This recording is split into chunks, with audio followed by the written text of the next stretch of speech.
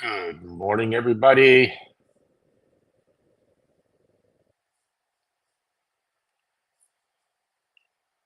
We are live on Facebook, LinkedIn, YouTube, X, Instagram.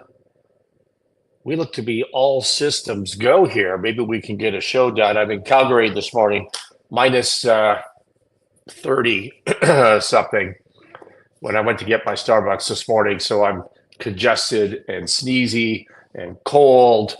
But we're going to try and get through this. All right, let's do a show. February 18th, 2025, episode 333, half of the number of the beast. Welcome to Mornings Wisconsin, the best damn business show for medium to small businesses on the planet.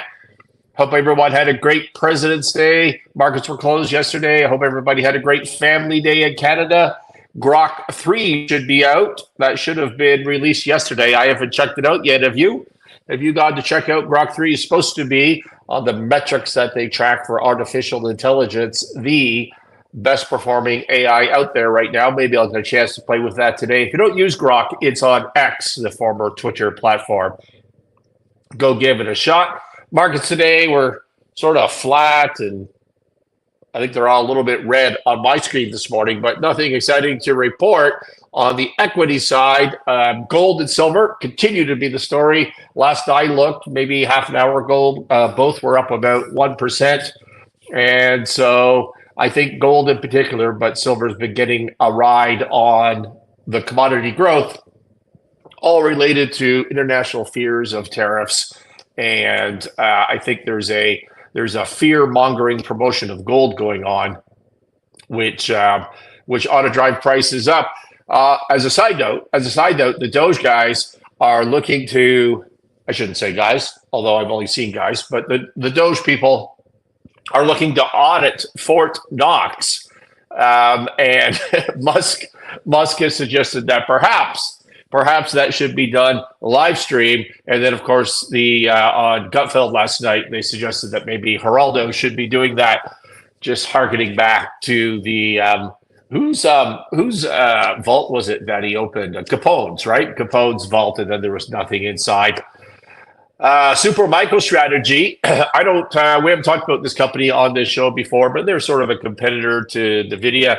And they were up 12% this morning when I was getting the technology organized based on high guidance revenue. And then by the time I got to go live here, they're actually down. So huge volatility on MicroStrategy. Just remember, maybe we'll do a deeper dive into this company, but they failed to file financial statements. There was fraud in financial statements. They've had a settlement about fraud before, near as I can recall. Ernst & Young recently quit, and they have 1 week to file financial statements, or they're going to be delisted. There's a lot going on with that company, so just beware. And Intel was up as well. Well, let's dive into our Doges of the day, since the markets aren't too exciting. Doge, and of course you can follow them on X, the Doge account, the Treasury Access symbol, TAS. Sound is good on Facebook. Thanks for checking in, Ashley. So if you want to make a payment, if you're a federal employee in the US and you want to make a payment, you've got to access this Treasury Access system, and you have to put a symbol, right? Which is like a budget code. Like if you're writing a personal check and it's got the line down, you go, oh, well, I'm paying my rent. Same sort of thing. So in the federal government, these reference codes, the fields, the TAS fields, was optional for $4.7 trillion in payments. $4.7 trillion. Nobody bothered to fill out the field as to what it was for.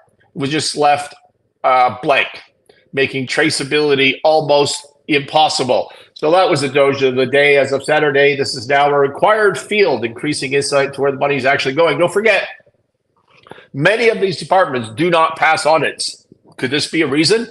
The Department of Defense has never, ever pass it on her. Report from Zero Hedge. Do you follow him on X? If not, you should for financial trading insight. Elon Musk was expected to remain offline Sunday night into Monday while he gets the version 3 of Grok out the door. We already talked about that. However, the head of the Doge committee returned very excited to a social media platform last night around midnight, unveiling what might be the biggest fraud in history. I believe this was Sunday night, but quote unquote, might be the biggest fraud in history. Musk posted a spreadsheet of Social Security Administration data showing, quote, numbers of people in age bucket with the death field set to false, end quote. So the data showed, for example, that there are 20.789 million Americans that are collecting Social Security benefits that are also over the age of 100. 20.8 million Americans over 100 years old collecting Social Security benefits. Now, how many people do you know over 100? 0? 1? Maybe? This is not, this is obviously a fraud and obviously not legit. That's what he's talking about. I did a little research this morning just for you and for me that the average monthly Social Security payment is $2,000. That would be the average monthly. Now, that seems a little high to me, but that's what it says, 2,000. Let's say 20 million of these 20.8 million people over 100 is just false. It's just a fraud. Well, that's $40 billion every month. $40 billion a month, half a trillion a year in fraud or waste, in the sense that they're errors and they shouldn't be going through. He also says that Musk says that maybe Twilight is real, and there are lots of vampires collecting Social Security. One ex-user pointed out that the 2023 data for U.S. population is around 334.9 million, but that the Social Security numbers add up to 394 million. Basically, what is that? 50 million more people being paid Social Security than actually exist in the U.S. And of course, well, I mean, this is all just a massive fraud. Musk responded, yes, there are far more quote unquote eligible Social Security numbers than there are citizens in the USA. This might be the biggest fraud in history. So those are our Doges of the day. National Post in Canada reports over the weekend that Trump's tariffs with my congestion and cold. I can't seem to read properly this morning either. Trump's tariffs threat prompts more support for domestically produced energy. There we go. I got it out the door. Good job, Scott. Live on streaming here. The times are changing, and with Donald Trump's threats to putting tariffs on his North American neighbors, so are the attitudes of Canadians towards energy development. Wrong, National Post. This is an Angus Reid poll, and what they're saying is that we'll go through some of the detail, but Canadians are more receptive to diversifying their energy sources, building infrastructure pipelines coast to coast, becoming energy independent, and really just moving through the regulation that reduces energy production in Canada and going in the other direction. That is all true, very much true, but it's not because of tariffs. That's not what's driving this. Tariffs in the mind of Canadians, for the most part, are just business. It's no big deal. There'll be reciprocal tariffs. There'll be a negotiation. Everything will get sorted out. It's not that. It's not that at all. It's the 51st state talk. It is the colonization.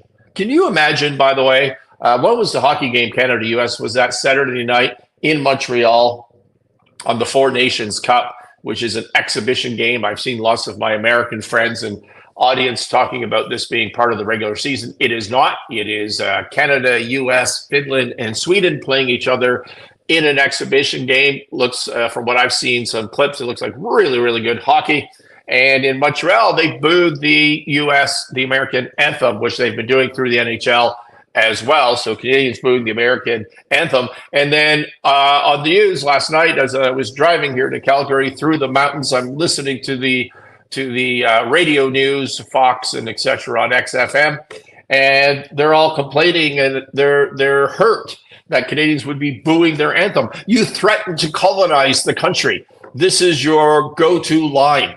Remember, MAGA hates Canadians. So the new poll by Angus Reid Institute released Thursday underscores the shift. In December 23, just 23% of Canadians said creating growth was their priority when considering Canada's energy prices. They were much more concerned about reducing carbon emissions and investing in renewable and nuclear energy. And today, creating economic growth by having cheap energy for manufacturing and businesses in Canada, that's gone up to 43%, gone up 20% to 43% of Canadians think that is the most important thing. And the only thing that it topped, the only other thing that it fell behind was the idea of energy independence. We don't want to buy energy for anybody. Canada should be the richest, wealthiest country in the world if we are willing to invest in our energy and mineral resources and cut through the red tape and bureaucracy associated with that. The priority of producing more domestic energy and relying less on renewable foreign sources has shot up to 46% from 37%. There was a clip I saw, I think yesterday. It was a podcast where they were interviewing the premier of New Brunswick, I believe. And she was saying that she'd been working with the Quebec premier and that even Quebec,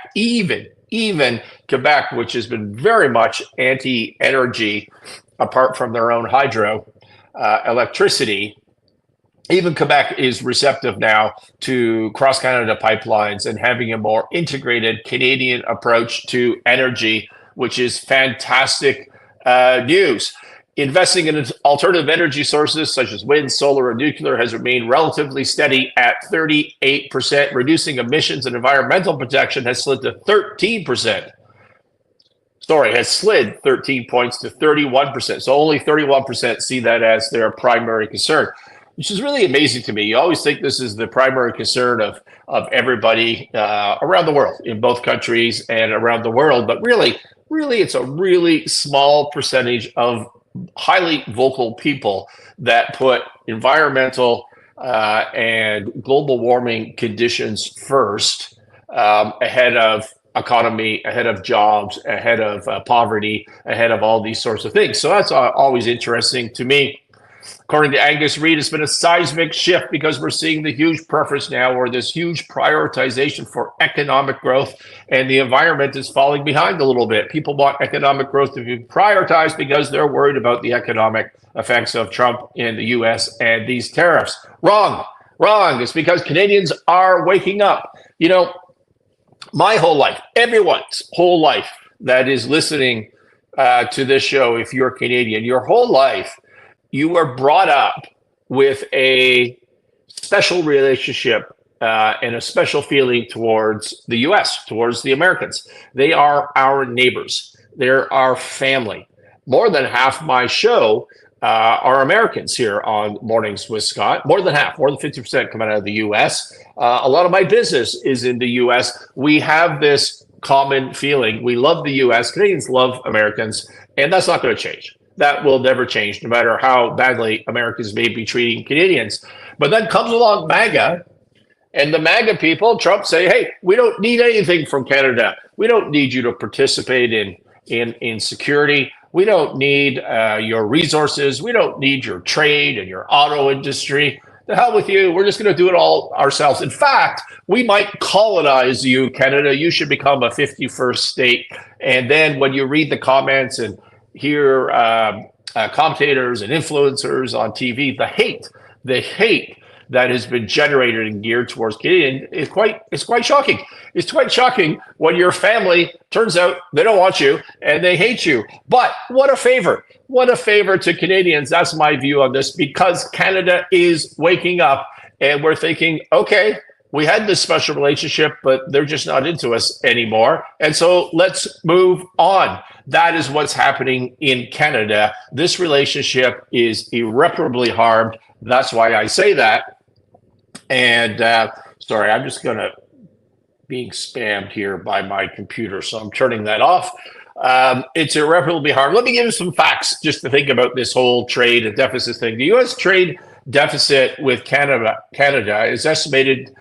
So the deficit with Canada is about US $45 billion, according to the American statistics. So Canada is selling 45 billion more in total than the US on total trade of about 910 billion. This is for 2024.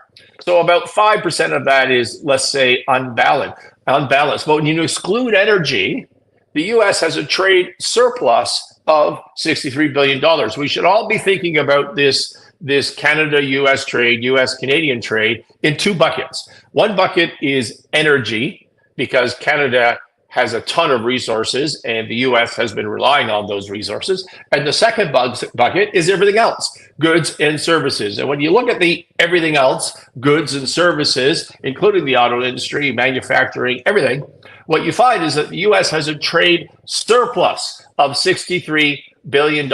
In other words, Canada buys $63 billion more of stuff from the US than the US buys from Canada. Exactly the opposite of the persuasion presentation going on in the negotiations. So that's that bucket.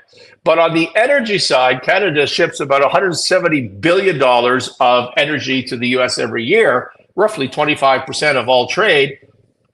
And much of that energy is being sold to the US, particularly the crude, at a 20, 25, 30% discount to market values. In other words, if the Americans went to buy this similar stuff somewhere else, they'd be paying 20, 25%, sometimes 30% more. They're getting it at a huge discount from Canada. What Canada is doing is they're taking out of the ground a finite resource and they're selling it away cheap. Now, why are they doing that? Well, it's not the Americans' fault. It's because the Canadians are stupid, right?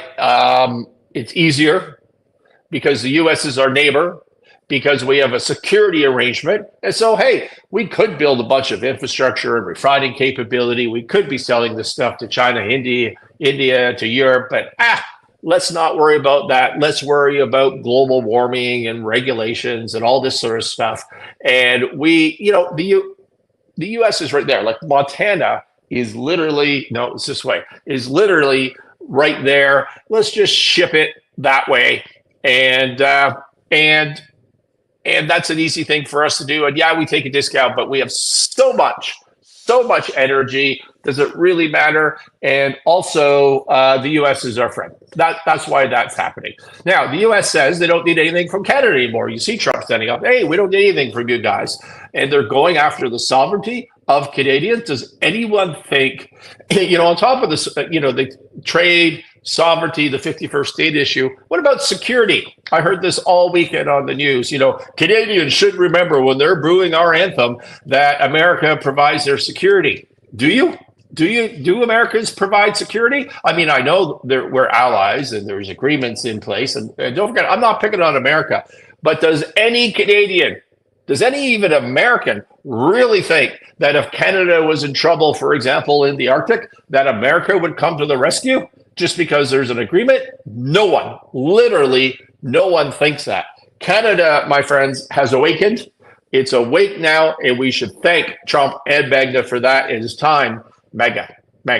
Time for Canadians to stand on their own 2 feet and not rely exclusively on the U.S., invest in infrastructure for energy and diversify markets and diversify security risk. That's what's going on here. Hey, it's going to be Weed Wednesdays on Tuesday. Now, why, Scott, are you doing this brand new segment that you started last week, Weed Wednesdays? Why are you doing that on Tuesday? Because I'm not here tomorrow. I'm speaking at a lenders conference in Calgary. And so I wanted to try it out today, and let's get it out the door. Now, I don't know if anyone in the industry, the cannabis business industry globally, is paying attention to recent trends about legalization, recent trends about safety, but you should. When is the last time you saw an article about the health benefits of the commodity? When's the last time you saw that? We all know there are substantial health benefits about the commodity, but when have you seen one? On the other hand, Psychology Today in the last week Many people think it's impossible to become addicted to weed. Unfortunately, cannabis use disorder, CUD, let's call that CUD, is a rapidly growing addiction in the United States. In addition, evidence suggests a dose-response relationship with more frequent use of higher potency cannabis products associated with a greater risk of behavioral health problems in young people. Recent studies have highlighted numerous unintended consequences of cannabis legislation. So if you're not paying attention to this, some cannabis has, really extraordinarily high THC, which humanity has never really, tested before. And maybe it's out of control. And according to these studies, if they are true, is causing some real health problems, the opposite of what the cannabis industry needs to hear. A huge longitudinal study examined the impact of state-level medical and recreational cannabis laws on cannabis use disorder and cannabis poisonings. The study included 110 million people, if you can believe that, enrollees. I find that hard to believe. I'd like to do a deep dive on that. It showed states with legalized medical cannabis had a 42.7% increase in CUD, cannabis use disorders, and nearly double that increase in cannabis poisonings when compared to states without such laws. In another study published in JAMA Network Open in 2025, individuals with an initial hospital-based encounter, like they went to the emergency department for CUD, had nearly 3 times an increased risk of death within 5 years compared to the general population. That study looked at 12 million Canadian residents over 5 years. As with other substance use disorders, a diagnosis of CUD increases death risk, although they're still lower than seen with alcohol, stimulant, and opioid use disorders. What is wrong with me today, Ashley? I can't talk.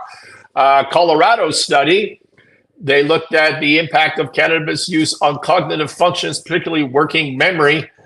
They studied 1,000 plus adults ages 22 to 36, and we don't need to go through the details. Lo and behold, what they found is that these people, the brains don't function as well as they used to when they're on this high potency THC cannabis. Another one from Canada, this Psychology Today study just keeps going on and on and on. Study in Canada showed the number of individuals with CUD requiring hospital care for their addiction increased by 270% after legalization of non-medical cannabis. In addition, the percentage of new cases of schizophrenia receiving hospital care for CUD before their schizophrenia diagnosis increased from 7% to 16%. Rising cases of psychosis underscore the urgent need for the prevention of teen and young adult use. Psychology Today summarizes in the end that recent studies suggest the cannabis experiment, essentially, which field tested the safety of marijuana on the American public, is failing. Claims for medical efficacy are more unsubstantiated, while consequences of widespread access and use are being reported by researchers around the world. THC doses, exposure consequences, and developments of CUDs have increased. Scientists reporting adverse effects and possibly irreversible effects on the brain and behavior of youths has become commonplace. And it says the genie's out of the bottle, meaning we're going to keep selling cannabis, but we need to rethink protecting our most vulnerable and young people. So this is the conclusion on Psychology Today. And I found in the last week like 10 articles from different sources, which are basically all saying the same thing.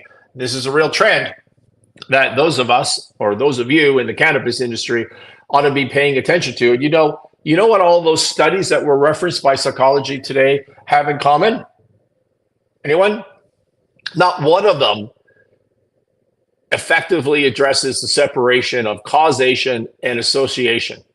Causation, association. Causation is you're a completely average, normal human being, according to medical studies, and you start smoking some high THC or consuming high THC in some way, cannabis, and all of a sudden you turn schizophrenic. You get schizophrenia. That would be causation. Association is, well, these two things exist, but maybe one didn't cause the other. So, for example, if you are not a normal, average medically person, let's say you're suffering mentally or physically, and you're not to the point of being in the hospital yet, or having suicidal thoughts, or have schizophrenia, but you're on a decline. That must happen, right?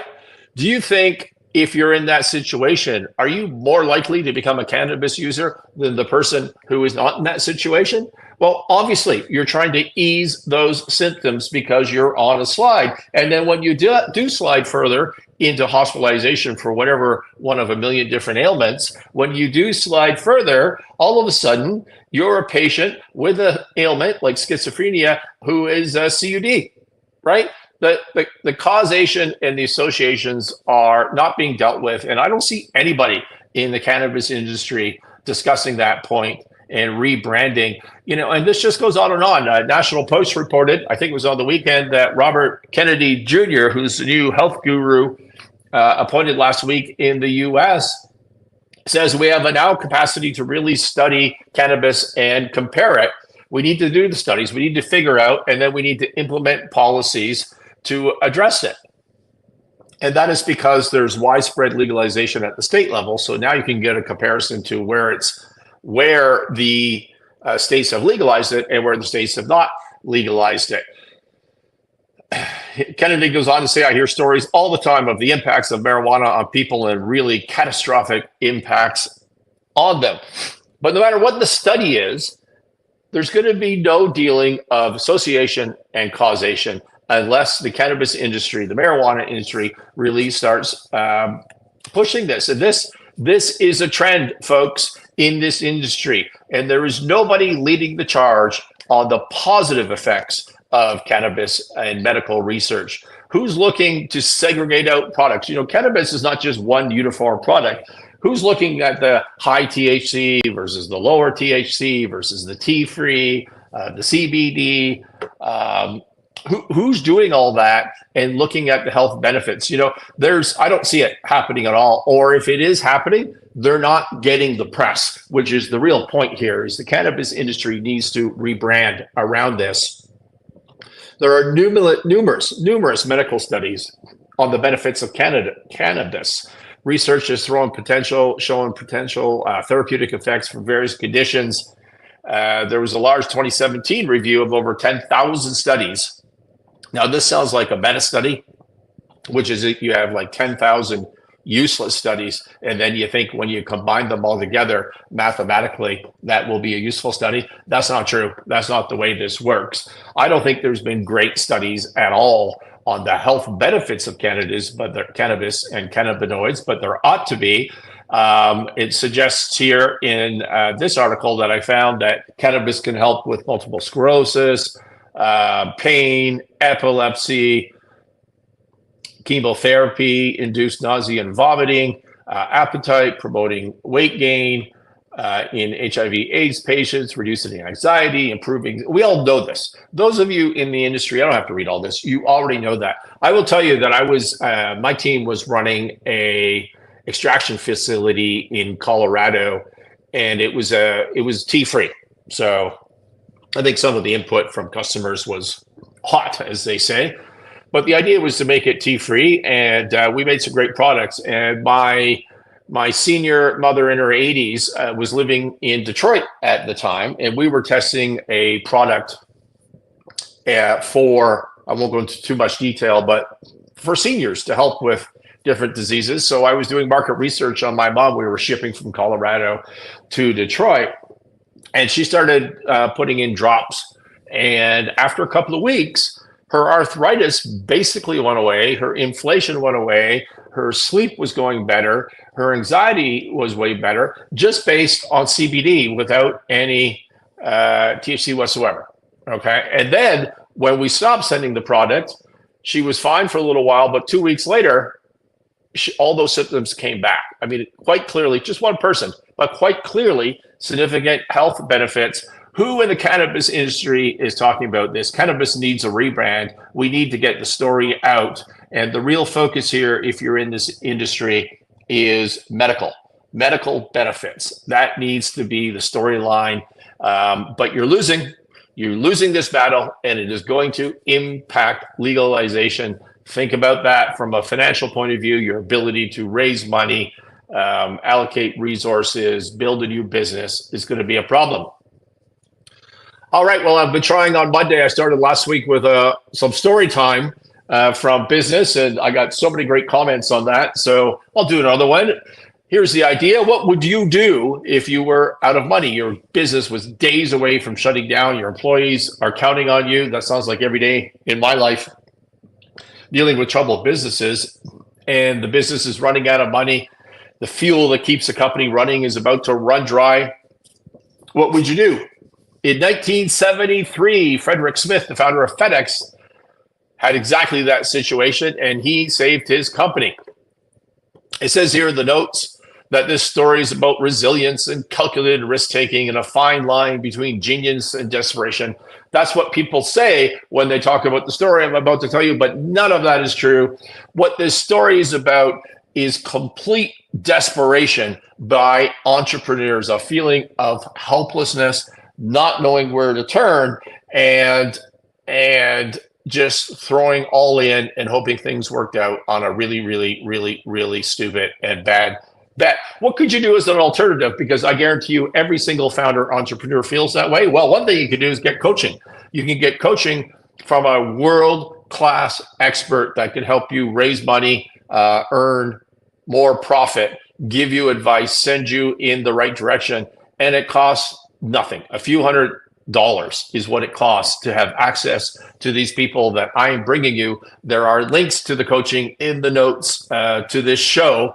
Go check it out. And that's the right way to go about this. Well, what happened in this situation is that early in the 1970s, FedEx was a startup with a bold vision to do the overnight package delivery, something that had never been done before. And Frederick Smith raised millions from investors. He built a network of planes and distribution centers, but they were bleeding money.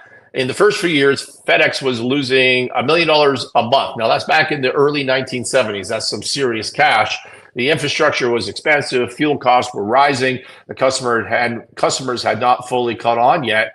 And by 1973, the company was on the brink of bankruptcy, had $5,000 left in the bank. And they had a $24,000 fuel bill, which was needed so that they had fuel to last just one more week. So they were done. They were done. So what did Smith do? He went to Las Vegas. That's what he did. And with just $5,000, he sat down at a blackjack table. And after the weekend, he left with $27,000, which was, this is a true story. It was a true story, to buy another week of fuel for FedEx, which is what he did, and he bought himself some time. And during that week, it allowed Smith, he got $11 million in funding and later $24 million investment that stabilized the business. FedEx started to gain traction. Within a few weeks, it became a logistical powerhouse. Today, FedEx delivers over 15 million packages per day and worth over $60 billion. Don't go to Vegas and play blackjack. That's not the right answer to this. Get some coaching, baby. Get some coaching. All right, that's it for today. I hope everybody has a great Monday. It's minus 30 here in Calgary, and I'm not happy about it. There is no show tomorrow. I am off speaking at another conference. And remember, 2025, defense wins championships. We'll talk to you Thursday.